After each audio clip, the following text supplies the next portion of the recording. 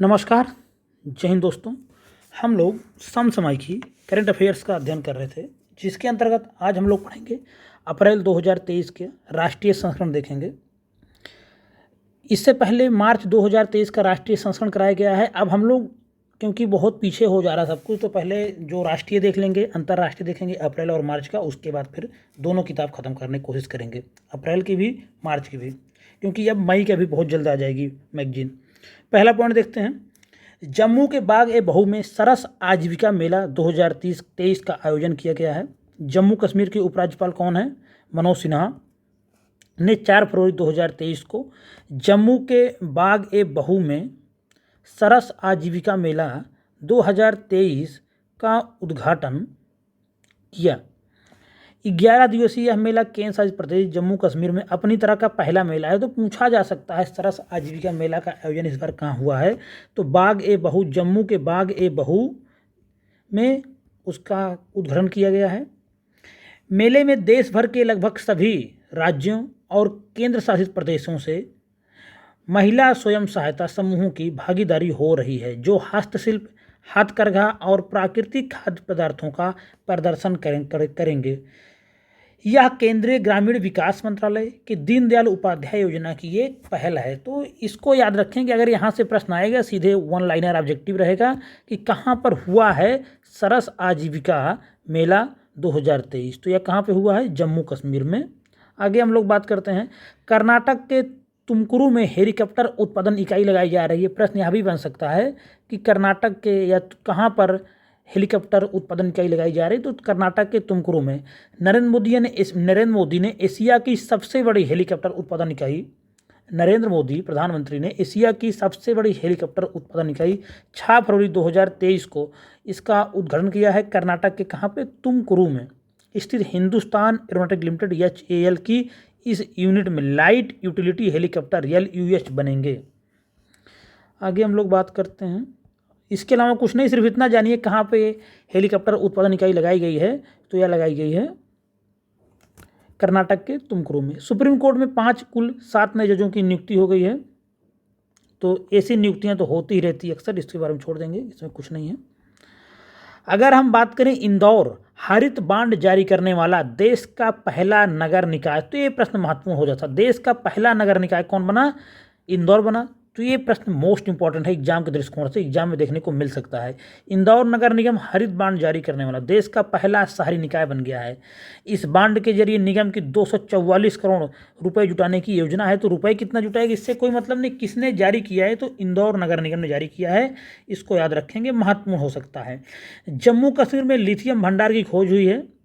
भारतीय भूवैज्ञानिक सर्वेक्षण GSI ने जम्मू और कश्मीर के रियासी जिले के सलाला हैमाना क्षेत्र में 5.9 मिलियन टन के लिथियम भंडार का पता लगाया है। तो अगर प्रश्न बन सकता है हाल ही में कहाँ पे लिथियम की भंडार की खोज हुई, तो वह हुआ है JNK में। आगे हम लोग बात करते हैं। लिथियम का प्रयोग आप लोग जानते होंगे कहाँ किया जाता है? इलेक्ट्रॉनिक बैटरियों के उपयोग बनाने में इसका उपयोग किया जाता है। वर्तमान में चीन और ऑस्ट्रेलिया लिथियम के सबसे बड़े उत्पादक हैं। वर्तमान में चीन और ऑस्ट्रेलिया लिथियम के सबसे बड़े उत्पादक देश हैं। मिशन अंत्योदय सर्वेक्षण 2022-23 लॉन्च किया गया है। केंद्रीय ग्रामीण विकास और पंचायती राज मंत्री हैं गिरिराज सिंह ने 9 फरवरी 2023 को मिशन अंत्योदय सर्वेक्षण 2022-23 का शुभारंभ किया। इस मिशन को देश के सभी 2,69,253 ग्राम पंचायतों में आयोजित किया जाएगा। 21 क्षेत्रों को कवर करते हुए 183 संकेतक इसमें चुने गए हैं। सर्वेक्षण 2022 में 21 क्षेत्र, 183 संकेतक, ये सब याद रखेंगे। सर्वेक्षण प्रश्नों को 5 स्तरों पर वर्गीकृत किया गया है। पंचायत, अवसंरचना, पंचायत सेवाएं, ग्राम अवसंरचना, ग्राम सेवाएं तथा ग्राम व्यवहार। प्रश्नावली को 13 भाषाओं में तैयार किया जाएगा। तो अगर आप समझ लीजिए स्टेटमेंट बेस्ड प्रश्न आया, तो ये प्रश्न जरूर रहेगा कि प्रश्नावली को कितनी भाषाओं में तैयार किया गया? 13 भाषाओं में। 5 स्तरों पर जो प्रश्नों को 5 स्तरों में वर्गीकृत किया गया है। और जो प्रश्नावली में क्षेत्र कवर किए गए हैं 21 क्षेत्र और 181 संकेतक लिए गए हैं। देश के सभी ग्राम पंचायत जितने की 2,69,253 ग्राम पंचायतों को इसमें कवर किया जाएगा इस मिशन में। और मंत्रालय कौन है? केंद्रीय ग्रामीण विकास और पंचायती राज मंत्रालय इसको देख रहा है। तो मिशन अंत्योदय सर्वेक्षण महत्वपूर्ण हो सकता है एग्जाम के दृष्टिकोण से। आगे हम लोग बात करते हैं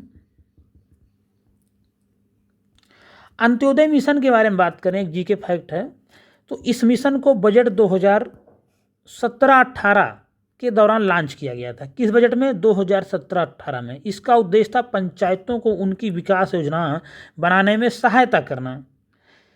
तो अंत्योदय मिशन कब शुरू हुआ था इसको जानते रहेंगे, 2017-18 में। 13 नए राज्यपालों की नियुक्ति की गई है। तो अगर उत्तर प्रदेश में कोई राज्यपाल की नियुक्ति हुई, जहाँ पे आप एग्जाम देने जा रहे हैं, तो वहाँ का देख लेंगे। बाकी सिक्किम का जो राज्यपाल, उनको देख लेंगे। उत्तर प्रदेश के रहने वाले हैं लक्ष्मण प्रसाद आचार्य। ये सिक्किम बनारस से संबंधित हैं और सिक्किम के राज्यपाल बनाए गए हैं, तो इसको देख लेंगे। हिमाचल प्रदेश के राज्यपाल उत्तर प्रदेश के शिव प्रताप शुक्ला पूर्व सांसद थे, इनको बनाया गया है, इनको भी देख लेंगे। उसके बाद अगर हम देखें तो फागू चौहान मेघालय के बनाए गए हैं, पहले बिहार के थे, तो इनको देख लेंगे। रमेश बैस ये महाराष्ट्र के बनाए गए हैं। और ब्रिगेडियर सेवानिवृत्ति डॉक्टर बीडी मिश्रा को लद्दाख का उपराज्यपाल बनाया गया। तो लद्दाख का उपराज्यपाल प्रश्न पूछा गया हुआ है, फिर पूछा जा सकता है कि हाल ही में, अब वर्तमान में लद्दाख का उपराज्यपाल कौन है, या हाल ही में कौन नियुक्ति किया गया। तो डॉक्टर बीडी मिश्रा महत्वपूर्ण है। महाराष्ट्र चर्चा में रहता है, यहाँ का राज्यपाल याद रखेंगे रमेश बैस हैं। मेघालय की याद रखेंगे फागू चौहान। मान लीजिए मिलाने को आ जाए 4 राज्यपाल देके 4 स्टेट, तो 1-2 का तो मालूम ही होना चाहिए। तो महाराष्ट्र का रमेश बैस, मेघालय का फागू चौहान।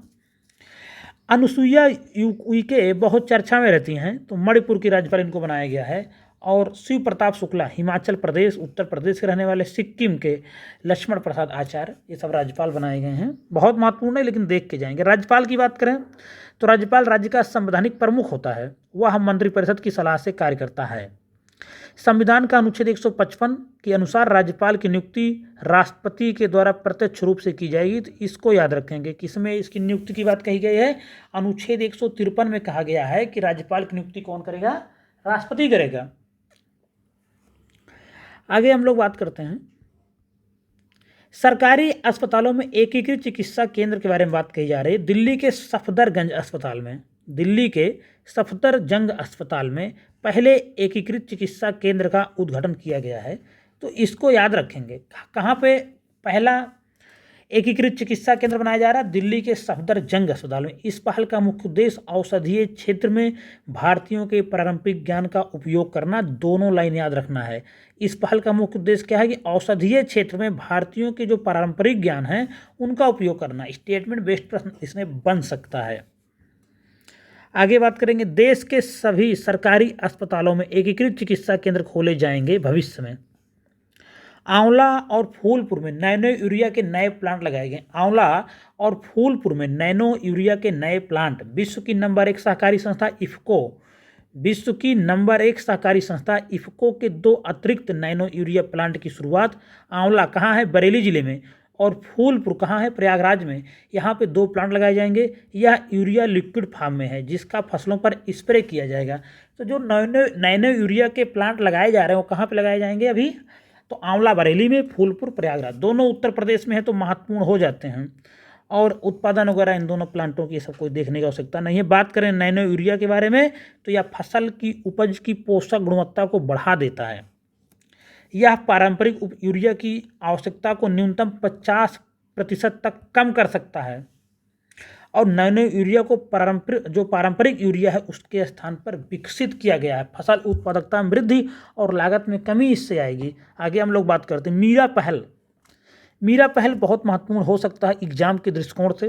तो भारत द्वारा मोटे अनाजों की खपत एवं उत्पादन को बढ़ावा देने के लिए millet international initiative for research and awareness मीरा पहल की घोषणा की गई। तो सबसे पहला जो प्रश्न निकल के यहाँ से आ सकता है कि मीरा पहल चर्चा में संबंध किसका है? इसका संबंध मोटे अनाजों की खपत एवं उत्पादन को बढ़ावा देने से है। इसका उद्देश्य के बारे में बात करें तो मोटे अनाजों से संबंधित अनुसंधान का समर्थन करते हुए विश्व के मोटा अनाज अनुसंधान संगठनों को जोड़ना, इसका सबसे मुख्य उद्देश्य यही है। इस पहल के लिए सीड मनी का योगदान देगा भारत, जो होगा वह सीड मनी का योगदान देगा। साथ ही प्रत्येक G20 सदस्य को सदस्यता शुल्क के रूप में इसमें योगदान देना होगा। तो मीरा पहल को बेसिकली हम लोग समझ लिए हैं क्या है, मोटे अनाज के लिए और आप जानते ही हैं संयुक्त राष्ट्र संघ द्वारा 2023 को मोटे अनाजों का वर्ष के रूप में मनाया जा रहा है, तो काफ़ी महत्वपूर्ण हो जाते हैं मोटे अनाज इस बार। आगे बात करते हैं विजिट इंडिया ईयर 2023। पर्यटन मंत्री ने नई दिल्ली में विजिट इंडिया ईयर 2023 का शुभारंभ किया है। विजिट मतलब यात्रा से ही संबंधित होता कहीं के, तो वो पर्यटन मंत्रालय में ही आ जाएगा। मंत्रालय याद रखेंगे, पर्यटन मंत्रालय है। विजिट इंडिया ईयर 2023 अभियान पर्यटन मंत्रालय की एक पहल है, इस लाइन को याद रखेंगे। इस अभियान का उद्देश्य क्या है? इस अभियान का उद्देश्य G20 की अध्यक्षता कर रहे भारत में यात्रा को प्रोत्साहित करना एवं भारत का दौरा करने वाले प्रतिनिधियों को अतुल्य भारत का दर्शन कराना, इसका ये उद्देश्य है। विजिट इंडिया ईयर 2023 अभियान का प्रतीक चिन्ह का भी अनावरण किया गया है, जो नमस्ते की छवि से युक्त है। याद रखेंगे, पूछा जा सकता है, जो नमस्ते की छवि से युक्त है, इसका जो अनावरण, इसका प्रतीक चिन्ह है विजिट इंडिया 2023 का, वाक्य है नमस्ते। जैसे हाथ जोड़ के नमस्ते करते हैं, तो वही उसी की छवि को इसका प्रतीक चिन्ह बनाया गया। प्रतीक चिन्ह में प्रतिष्ठित स्टैचू ऑफ यूनिटी को भी दर्शाया गया है, याद रखेंगे। टोटो जनजाति चर्चा में रही। टोटो साहित्य और भाषा के संरक्षण पर काम करने वाले सामाजिक कार्यकर्ता धनीराम टोटो वर्ष 2023 में पद्मश्री से सम्मानित होने वाले अपने समुदाय के पहले व्यक्ति हैं। तो देखिए, टोटो जनजाति चर्चा में है, धनीराम टोटो का नाम याद रखेंगे।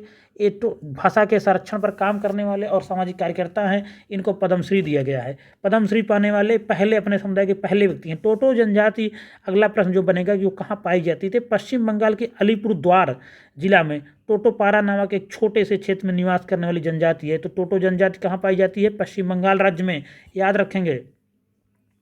टोटो जनजाति मंगोलायड प्रजाति से संबंधित है तथा इनकी भाषा टोटो तिब्बत बर्मन परिवार से संबंधित है। तो ये लोग मंगोलायड प्रजाति से आते, इतना कोई बहुत महत्वपूर्ण सब नहीं हो जाता है। लेकिन कहाँ पाई जाती है? तो पश्चिम बंगाल के अलीपुरद्वार जिले में पाई जाती है। ये स्वयं को हिंदू मानते हैं तथा स्थानीय देवता ईस्पा एवं चीमा की पूजा करते हैं। देवता कौन है इनके? ईस्पा एवं चीमा। आगे हम लोग बात करते हैं, टोटो जनजाति अब तक इस भाषा की कोई लिपि नहीं, जो टोटो भाषा है, इस भाषा की अब तक कोई लिपि ही नहीं थी। वर्ष 2009 में यूनेस्को ने इस भाषा को संकटग्रस्त घोषित किया था। इस संकट को भांपते हुए धनीराम टोटो साल 2005 से टोटो भाषा डेंगका की लिपि पर काम कर रहे हैं। तो टोटो भाषा कौन सी है? डेंगका। इन सब चीज़ों को याद रखेंगे, महत्वपूर्ण हो जाता है। कभी कभी एग्जाम में ऐसे प्रश्न आ जाते हैं जिनको हम लोग सुने ही नहीं रहते, तो यही सारे प्रश्न रहते हैं। तो धनीराम टोटो याद रखेंगे। टोटो भाषा कौन सी है? डेंगका बोलते हैं टोटो भाषा को, और इस लिपि पर वो 2005 से काम कर रहे हैं। 2009 में यूनेस्को ने इस भाषा को संकटग्रस्त घोषित कर दिया था। आगे बात करते हैं, देश में 47 स्थानों पर खुदाई के लिए मंजूरी दी गई है। तो इतना ज़्यादा कौन याद करेगा 47 स्थानों को? लेकिन अगर देखें कुछ महत्वपूर्ण स्थान, तो हरियाणा में है राखी गढ़ी, अयोध्या जिला में नदी किनारे खुदाई होगी, महाराष्ट्र में बीबी का मकबरा है, तो अयोध्या में याद रखेंगे, अयोध्या उसमें शामिल है, यहाँ भी खुदाई की जाएगी। कोई बहुत महत्वपूर्ण नहीं, छोड़ देंगे। राष्ट्रीय डाक टिकट संग्रह प्रदर्शनी का आयोजन किया गया। राष्ट्रीय डाक टिकट संग्रह प्रदर्शनी का आयोजन कहाँ पर किया जा रहा है? देखते हैं। डाक विभाग ने आज़ादी का अमृत महोत्सव के तत्वाधान में नई दिल्ली में, कहाँ पे हो रही है? नई दिल्ली में 11 से 15 फरवरी 2023 को अमृत पेक्स 2023 राष्ट्रीय डाक टिकट संग्रह प्रदर्शनी का आयोजन किया। अमृत पेक्स 2023 याद रखेंगे, ये राष्ट्रीय डाक टिकट संग्रह प्रदर्शनी का से संबंध रखता है। यह आयोजन भारत के संस्कृति मंत्रालय और भारतीय फिलेटली कांग्रेस के परामर्श से किया गया। कौन किसको करा रहा है? तो भारत जो संस्कृति मंत्रालय है वह देख रहा है इसको, और भारतीय फिलेटली कांग्रेस ये सब देख रहे हैं, के परामर्श से किया गया है, याद रखेंगे। राष्ट्रीय डाक टिकट संग्रह प्रदर्शनी कहाँ हुई? नई दिल्ली में हुई। मंत्रालय याद रखेंगे, संस्कृति मंत्रालय को विशेष रूप से याद रखेंगे। उसके बाद हम लोग बात करते हैं, कृषि वस्तुओं में 12 स्मारक टिकटों का एक और सेट भी जारी किया गया। इस आयोजन के दौरान भौगोलिक संकेत जिसको जीआई टैग बोलते हैं, कृषि वस्तुएं में 12 स्मारक टिकटों का सेट भी जारी किया गया। The economic times global business summit 17 से 18 अप्रैल 2023 को नई दिल्ली में आयोजित किया गया। ग्लोबल बिजनेस समिट का यह 7वां संस्करण है। कोई बहुत महत्वपूर्ण नहीं है, देख लेंगे। इसका विषय था लचीलापन, प्रभाव और प्रभुत्व। India international sea food show Kolkata में संपन्न हुआ है, महत्वपूर्ण हो जाता है। एशिया का सबसे बड़ा sea food show India international sea food 15 से 17 फरवरी 2023 को कोलकाता में आयोजित किया गया। याद रखेंगे। यहाँ से सीधे प्रश्न आएगा, डायरेक्ट सिंगल स्टेटमेंट वाला प्रश्न होगा कि India international sea food show कहाँ संपन्न हुआ। ऑब्जेक्टिव प्रश्न रहेगा तो यह कोलकाता में संपन्न हुआ। सरकार ने 2023 में के बजट में प्रधानमंत्री मत्स्य किसान समृद्धि सह योजना नामक एक नई उप योजना की घोषणा किया है। साल 2023 के बजट में प्रधानमंत्री मत्स्य किसान समृद्धि सह योजना नामक एक नई उप योजना की घोषणा भी की गई है, इसको भी याद रखेंगे। विश्व के 52% कुष्ठ रोगी भारत में, महत्वपूर्ण फैक्ट है, मेंस में कहीं दिखाया जा सकता है। तो विश्व के 52% कुष्ठ रोगी कहाँ पाए जा रहे हैं? भारत में पाए जा रहे हैं। 2005 में भारत को कुष्ठ रोग उन्मूलित घोषित किए जाने के बावजूद अभी भी विश्व के कुल कुष्ठ रोगियों में आधे से अधिक 52% भारत में हैं। केंद्रीय स्वास्थ्य मंत्रालय ने 2030 तक कुष्ठ संक्रमण के शून्य मामलों को प्राप्त करने के लिए 2023 से 2027 के लिए रोड मैप तैयार किया है। तो यह रोड मैप याद रखेंगे, इसका सन याद रखेंगे। सीधे पूछा जा सकता है कि 2023 से 27 है या 2024 से 2028 है। तो जो केंद्रीय स्वास्थ्य मंत्रालय ने 2030 तक कुष्ठ संक्रमण के शून्य मामलों को प्राप्त करने के लिए रोड मैप तैयार किया है, वह किया है कितने कब तक का? 2023 से 2027 तक। और 2005 में ही भारत को कुष्ठ रोग उन्मूलित घोषित किया गया था। इसके बावजूद अभी भी यहाँ 52% कुष्ठ रोगी यहीं पाए जाते हैं। कुष्ठ रोग के बारे में बात करें तो यह एक दीर्घकालीन संक्रामक रोग है जो माइकोबैक्टीरियम लेप्री जीवाणु के कारण होता है। तो जीवाणु जनित रोग है, यह भी याद रखेंगे। सीधे प्रश्न आता है कुष्ठ रोग कौन सा रोग है? वायरस से होता है, जीवाणु से होता है, बैक्टीरिया प्रोटोजोआ से होता है, कवक से होता है। तो कुष्ठ रोग होता है बैक्टीरिया से होता है, जीवाणु से होता है। इस संक्रमण की खोज करने वाले वैज्ञानिक के नाम पर कुष्ठ रोग को हैंसन रोग भी कहा जाता है। एक और महत्वपूर्ण फैक्ट है कि कुष्ठ किस रोग को हैंसन रोग कहा जाता है? तो कुष्ठ रोग को हैंसन रोग कहा जाता है। लोकसभा उपाध्यक्ष पद का चुनाव, सुप्रीम कोर्ट द्वारा लोकसभा उपाध्यक्ष का चुनाव न करने पर केंद्र सरकार को नोटिस जारी किया। बताइए, इतना दिन हो गया लोकसभा उपाध्यक्ष ही कोई नहीं बना। तो लोकसभा अध्यक्ष का चुनाव होने के बाद उपाध्यक्ष का चुनाव किया जाता है। लोकसभा 45 महीने बाद भी अपना उपाध्यक्ष नहीं चुन पाई है। जब से पिछले उपाध्यक्ष रिटायर हुए हैं तब से कोई उपाध्यक्ष ही नहीं है। मतलब 45 महीना आप सोच सकते हैं, उपाध्यक्ष ही कोई नहीं है। उपाध्यक्ष के चुनाव की तिथि अध्यक्ष द्वारा निर्धारित की जाती है, लेकिन अध्यक्ष जी सोच रहे हैं काहे का करें, बने रहें अपने। तो उपाध्यक्ष के चुनाव की जो तिथि होती है अध्यक्ष द्वारा निर्धारित की जाती है, अभी तक कोई नहीं है। अध्यक्ष का उपाध्यक्ष आमतौर पर लोकसभा के कार्यकाल तक ही पद धारण करता है। 11वीं लोकसभा से उपाध्यक्ष को विपक्षी दलों के सदस्यों में से चुने जाने की परंपरा है और इसी वजह से शायद जो वर्तमान में सिटिंग गवर्नमेंट है उसने अभी तक नहीं की, क्योंकि जो उपाध्यक्ष होते हैं वो अमूमन आमतौर पर एक परंपरा है कि विपक्ष का नेता ही बनाया जाएगा। जो विपक्ष से कोई आएगा तो विपक्ष वाले को आदमी कहेगा सत्य कुर्सी बैठाना चाहिए किसी महत्वपूर्ण पद पे। तो इसी वजह से 45 महीनों से उपाध्यक्ष का पद खाली है। आगे देखते हैं कुछ संवैधानिक प्रावधान जो हैं। बात करें अगर लोकसभा उपाध्यक्ष के पद के बारे में, तो भारत में लोकसभा उपाध्यक्ष का भारत में 1919 के बाद भारत सरकार अधिनियम, जिसको हम लोग बोलते हैं मॉन्टेगू चेम्सफोर्ड सुधार 1919 के प्रावधानों के तहत 1921 में लाया गया। तो उपाध्यक्ष के पद कब चर्चा में आया? 1921 में भारत शासन अधिनियम 1919 या मॉन्टेगू चेम्सफोर्ड सुधार के द्वारा आया। संविधान का अनुच्छेद 93, अनुच्छेद जो 93 है, 93 के अनुसार लोकसभा अपने 2 सदस्यों को क्रमशः अध्यक्ष और उपाध्यक्ष, तो जो आर्टिकल 93 है उसी में जिक्र किया गया अध्यक्ष और उपाध्यक्ष, जो दोनों का जिक्र इसी में किया गया है। किसमें? संविधान के अनुच्छेद 93 में। और लोकसभा अपने 2 सदस्यों को क्रमशः अध्यक्ष और उपाध्यक्ष चुनती है। तो 11वीं जो लोकसभा थी उससे जनरली क्या हुआ गया, 11th जो लोकसभा हुई उससे क्या किया गया कि जो लोकसभा का उपाध्यक्ष होता है उसको परंपरा बना दी गई कि जो विपक्ष का ही कोई होगा। अब विपक्ष का होगा, इसलिए सरकार देना नहीं चाह रही भारतीय जनता पार्टी की कि विपक्ष को इतना महत्वपूर्ण पद क्यों दिया जाए। इसी वजह से 45 महीनों से आप सोच सकते इतना बड़ा महत्वपूर्ण संवैधानिक पद है और 45 महीनों से रिक्त है। शिक्षा मंत्रालय द्वारा युवा संगम पोर्टल लॉन्च किया गया है। युवा संगम पोर्टल से प्रश्न एग्जाम में आते रहते आपने देखा होगा।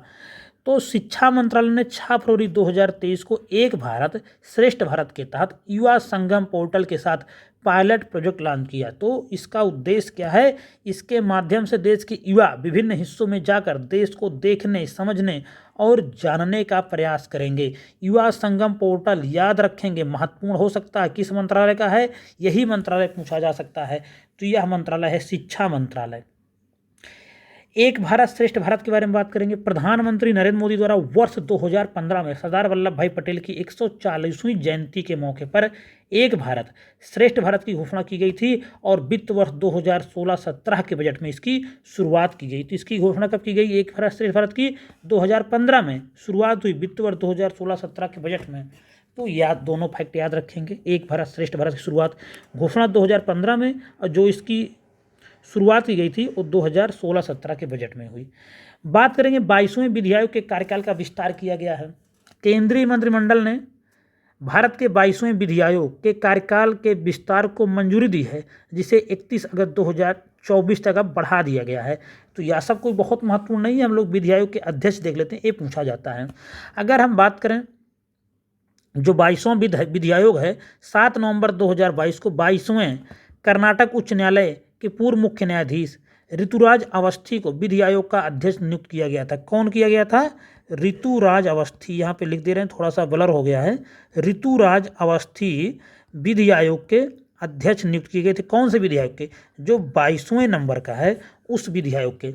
और भारत के वर्तमान 22वें विधि आयोग का कार्यकाल 20 फरवरी 2023 था, लेकिन अब इसको 1 साल के लिए बढ़ा दिया गया है। बात करते हैं तो इसमें जो मेंबर वगैरह इनके बारे में कुछ नहीं देखेंगे। जहाँ तक अगर हम विधि आयोग का जनरली कार्यकाल देखते हैं वो 3 वर्ष का होता है। न्यायमूर्ति BS चौहान जो थे 21वें विधि आयोग के अध्यक्ष थे, ये सब नहीं पूछा जाएगा। वर्तमान विधि आयोग के अध्यक्ष कौन है? तो वहाँ है ऋतुराज अवस्थी। इस फैक्ट को याद रखेंगे, ये पूछा जा सकता है। और 22वें विधि आयोग के अध्यक्ष हैं। उसके बाद अगर हम देखें तो भारत में पहला विधि आयोग का अध्यक्ष कौन था? ये तो प्रश्न कई बार पूछा जा चुका है, कई सारे एग्जाम में पूछा जा चुका है। तो भारत में जो पहला विधि आयोग बना आज़ादी के बाद, वह बना 1955 में स्थापित किया गया और MC सीतलवाड़ भारत के पहले विधि आयोग के अध्यक्ष थे। यह प्रश्न बार बार पूछा जाता रहता है और स्टेटमेंट में भी यह प्रश्न आ सकता है या फैक्ट आ सकता है कि पहले विधि आयोग के अध्यक्ष कौन थे। तो 1955 में बना पहला विधि आयोग और इसके जो पहले अध्यक्ष हुए थे MC सीतलवाड़। अगर हम बात करें विधि आयोग के बारे में तो यह एक गैर सांविधिक निकाय है। गैर सांविधिक निकाय है जिसे भारत में कानूनों में सुधार का सुझाव देने के लिए केंद्रीय कानून और न्याय मंत्रालय द्वारा स्थापित किया। इसका मंत्रालय कौन सा है? तो विधि लगा है तो न्याय मंत्रालय ही होगा, केंद्रीय कानून और न्याय मंत्रालय। इसकी सिफारिशें सरकार के लिए कोई बाध्यकारी नहीं होती, यह भी याद रखेंगे। नमामि गंगे कार्यक्रम समिति ने 9 परियोजनाओं को मंजूरी दी है, इसको छोड़ देंगे। ऐसी 36 परियोजनाएं चल रही हैं, ये सब कोई बहुत महत्वपूर्ण नहीं है। आगे हम लोग अगर बात करते हैं कुछ और महत्वपूर्ण फैक्ट है आज के इसमें, तो संस्थानों में BIS मानकीकरण चेयर प्रोफेसर की स्थापना की जाएगी। भारतीय मानक ब्यूरो BIS ने संस्थानों में BIS मानकीकरण चेयर प्रोफेसर की स्थापना के लिए IIT गुवाहाटी, IIT गांधीनगर और NIT कालीकट के साथ समझौता किया है। तो यह कोई बहुत महत्वपूर्ण नहीं है, सिर्फ हम BIS के बारे में देख लेते हैं। भारतीय मानक ब्यूरो के बारे में बात करें तो भारत में राष्ट्रीय मानक निर्धारित करने वाला संस्था है। यह उपभोक्ता मामलों, खाद्य एवं सार्वजनिक वितरण मंत्रालय के अधीन कार्य करती। इसकी स्थापना 1947 में। तो यहाँ पे थोड़ा ब्लर हुआ है, इसको मैं लिख दे रहा हूँ। BIS की जो स्थापना हुई है वो कब हुई? 1947 में हुई BIS की स्थापना। और इसका जो मंत्रालय है उपभोक्ता मामलों, खाद्य एवं सार्वजनिक वितरण मंत्रालय इसका मंत्रालय होता है, इतना याद रखेंगे। भू विरासत स्थल एवं भू अवशेष विधेयक 2022, ऐसे साल भर में 36 विधेयक आते रहते हैं, छोड़ देंगे।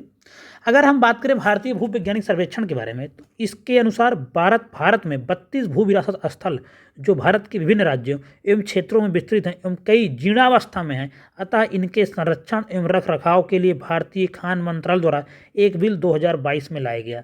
तो 32 के बारे में चर्चा हो रही, 32 भू विरासत स्थल हैं जो संकटग्रस्त हैं, तो उसके लिए खान मंत्रालय द्वारा यह बिल लाया गया है। अगर हम बात करें भारतीय भू वैज्ञानिक सर्वेक्षण के बारे में तो इसकी स्थापना पूछा जाता है।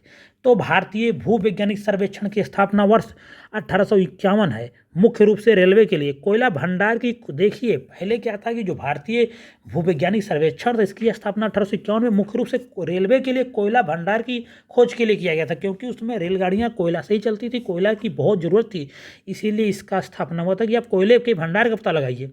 बाद में इसका मुख्यालय अगर देखा जाए तो इसका मुख्यालय कोलकाता में है और 6 क्षेत्रीय कार्यालय जिसमें लखनऊ, याद रखेंगे, लखनऊ, जयपुर, नागपुर, हैदराबाद, शिलोंग तथा कोलकाता में स्थित है। तो मुख्यालय कहाँ है? इसका मुख्यालय कहाँ पे है? याद रखेंगे, भारतीय भू वैज्ञानिक सर्वेक्षण का जो मुख्यालय है वह कहाँ है? कोलकाता में है। और स्थापना कब हुई थी? 1851 ईस्वी में। ये सब फैक्ट याद रखेंगे।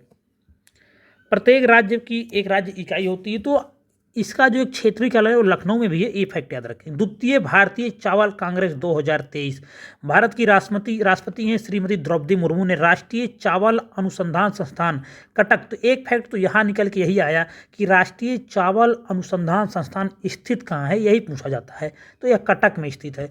यहाँ पे 11 फरवरी 2023 को द्वितीय भारतीय चावल कांग्रेस का उद्घाटन किया गया। तो ये प्रश्न महत्वपूर्ण इसलिए हो जाता है कि द्वितीय भारतीय चावल कांग्रेस कहाँ हुआ? कटक में हुआ, और राष्ट्रीय चावल अनुसंधान संस्थान भी कटक में ही स्थित है, ये भी याद रखेंगे। तो राष्ट्रीय चावल अनुसंधान संस्थान कटक में स्थित है, अंतर्राष्ट्रीय चावल अनुसंधान संस्थान फिलीपींस में स्थित है, और भारतीय चावल अनुसंधान संस्थान हैदराबाद में। अब यहाँ एक महत्वपूर्ण कन्फ्यूजन है, जो राष्ट्रीय चावल अनुसंधान संस्थान है वह कटक में, लेकिन भारतीय चावल अनुसंधान संस्थान कहाँ? हैदराबाद में। और society for advancement of rice research, ये भी हैदराबाद में स्थित है। तो यह 4 फैक्ट याद रखेंगे। राष्ट्रीय चावल अनुसंधान संस्थान कहाँ स्थित है? कटक में। उसके बाद अंतर्राष्ट्रीय चावल अनुसंधान संस्थान कहाँ स्थित है? फिलीपींस में। और भारतीय चावल अनुसंधान संस्थान कहाँ स्थित है? हैदराबाद में। और society for advancement rice research कहाँ स्थित है? वह हैदराबाद में स्थित है, तो ये याद रखेंगे। बात करेंगे धारा 2023, धारा 2023 के बारे में बात करेंगे। तो धारा से मतलब जल की धार। मंत्रालय कौन हो गया? केंद्रीय जल शक्ति मंत्रालय। मंत्री हैं गजेंद्र सिंह शेखावत ने पुणे में धारा 2023 सम्मेलन का उद्घाटन किया। इसका आयोजन राष्ट्रीय स्वच्छ गंगा मिशन NMGCG द्वारा राष्ट्रीय शहरी कार्य संस्था के सहयोग से पुणे में 13 से 14 फरवरी 2023 तक आयोजित किया गया। यही पूछा जा सकता है कि हाल ही में चर्चा में रहा धारा किस मंत्रालय से संबंधित है या किससे संबंधित है? तो यह जल शक्ति मंत्रालय से संबंधित है। इसका आयोजन किया गया था राष्ट्रीय स्वच्छ गंगा मिशन और राष्ट्रीय शहरी कार्य संस्था के सहयोग से किया गया। तो धारा का अर्थ है driving holistic action for urban reverse, तो इसको याद रखेंगे। और इसमें कुछ महत्वपूर्ण नहीं है, जल शक्ति मंत्रालय की पहल है। यह धारा कहाँ पे हुआ था? पूना में हुआ, यह भी याद रखेंगे। उसके बाद अगर हम लोग देखें, रिवर सिटी अलायंस बना हुआ है। रिवर सिटी अलायंस 2021 में 30 शहरों के साथ शुरू हुआ था और वर्तमान में इसके 95 शहर मेंबर हैं। तो रिवर सिटी अलायंस के बारे में याद रखेंगे। 2021 में कब शुरू हुआ था? या 2021 में कितने मेंबर वर्तमान में हैं? 95 शहर इसके मेंबर हैं वर्तमान में। कितने? 95। दुनिया में अपनी तरह का पहला अलायंस 2 मंत्रालयों यानी जल शक्ति मंत्रालय और आवास और शहरी कार्य मंत्रालय की सफल साझेदारी का प्रतीक है। तो इसके 2 मंत्रालय हैं। किसके? रिवर अलायंस पहल के 2 मंत्रालय हैं। कौन कौन? 2 मंत्रालय हैं इसके, जल शक्ति मंत्रालय और आवास और शहरी कार्य मंत्रालय। और दुनिया में अपनी तरह का पहला अलायंस है जिसका 2 मंत्रालय देख रहे हो, याद रखेंगे। रिवर सिटी अलायंस 2021 बना, 2 मंत्रालय एक साथ इसमें काम कर रहे हैं। कौन कौन? जल शक्ति मंत्रालय और आवास और शहरी कार्य मंत्रालय। आगे देखते हैं जाफना सांस्कृतिक केंद्र। जाफना सांस्कृतिक केंद्र भारत और श्रीलंका के बीच घनिष्ठ सांस्कृतिक सहयोग को दर्शाने वाली एक महत्वपूर्ण पहल है। प्रधानमंत्री नरेंद्र मोदी द्वारा 2015 में इस केंद्र की आधारशिला रखी गई थी। तो इतना ही याद रखेंगे बस। अंतर्नाद 2023 का आयोजन 31 जनवरी से लेके 4 फरवरी 2023 के मध्य 36वें inter university north zone youth festival Antarnaad 2023 कहाँ पे हुआ? जम्मू कश्मीर में हुआ। तो बस इतना याद रखेंगे कि ये अंतर्नाद है क्या? तो यह inter university north zone youth festival है, इसी को अंतर्नाद बोलते हैं शॉर्ट फॉर्म में। और कहाँ पे इसका आयोजन हुआ? जम्मू एंड कश्मीर में, याद रखेंगे। जम्मू और कश्मीर के उपराज्यपाल का नाम भी याद रखेंगे, मनोज सिन्हा। उसके बाद हम लोग देखते हैं लाल रेखा अभियान। स्वास्थ्य और परिवार कल्याण मंत्रालय, स्वास्थ्य और परिवार कल्याण मंत्रालय द्वारा भारत में एंटीबायोटिक दवाओं के दुरुपयोग और गलत इस्तेमाल के खतरों को उजागर करने के लिए बहुत आवश्यक जन जागरूकता अभियान मेडिसिन चिकित्सा शास्त्र विद के साथ दी हैं रेड लाइन शुरू किया गया। ये याद रखेंगे। लाल रेखा अभियान किस मंत्रालय से है? तो स्वास्थ्य और परिवार कल्याण मंत्रालय।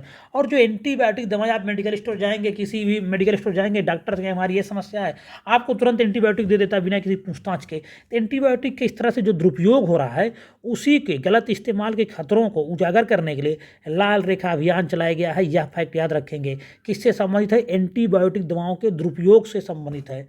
डॉक्टरों के पर्चों के बिना एंटीबायोटिक सहित लाल खड़ी रेखा वाली दवाओं का उपयोग नहीं करने का आग्रह इसमें किया गया है। डॉक्टर के पर्चे के बिना एंटीबायोटिक सहित, कुछ आप देखेंगे जब आप दवा लेते होंगे, उसका जो पत्ता होता है, उसका जो फोल्डर होता है, उसमें लाल लाल रेखाएं उसमें लगी खींची रहती हैं। तो जो रेड वर्टिकल लाइन वाली दवाएं होती हैं, इनका उपयोग नहीं करने का आग्रह किया गया जब तक कोई डॉक्टर परामर्श ना दे। उसीलिए लाल रेखा अभियान चलाया गया है। एलोरा अजंता अंतर्राष्ट्रीय महोत्सव 2023, 25 फरवरी 2023 को 3 दिवसीय एलोरा अजंता अंतर्राष्ट्रीय महोत्सव शुरू हुआ। इस महोत्सव का आयोजन डॉक्टर बाबा साहब अम्बेडकर मराठवाड़ा विश्वविद्यालय के ऐतिहासिक सोनेरी महल में किया गया। कहाँ पे किया गया? तो डॉक्टर बाबा साहब अम्बेडकर मराठवाड़ा विश्वविद्यालय में इसका आयोजन किया गया। किसका? एलोरा अजंता अंतर्राष्ट्रीय महोत्सव 2023 कहाँ पे हुआ है? डॉक्टर बाबा साहब अम्बेडकर मराठवाड़ा विश्वविद्यालय के सोनेरी महल में किया गया है। तो यह थोड़ा बहुत महत्वपूर्ण हो सकता है कि एलोरा अजंता अंतर्राष्ट्रीय महोत्सव का आयोजन किस विश्वविद्यालय में किया गया है? तो डॉक्टर बाबा साहब अम्बेडकर मराठवाड़ा विश्वविद्यालय में किया गया है। तो इसी के साथ अप्रैल माह का यह राष्ट्रीय संस्करण यहाँ पे समाप्त हो रहा है। इसके बाद मार्च माह का अंतर्राष्ट्रीय आ जाएगा, फिर अप्रैल का अंतर्राष्ट्रीय, इस तरह से अब चलता रहेगा और बहुत जल्द मार्च और अप्रैल की खत्म कर दी जाएगी। वीडियो में समाप्त हो रहा है। अगर पसंद आ रहा है तो लाइक करिए, कुछ भी कहना तो कमेंट करें, और अभी तक चैनल को सब्सक्राइब नहीं किए तो सब्सक्राइब कर लें। धन्यवाद।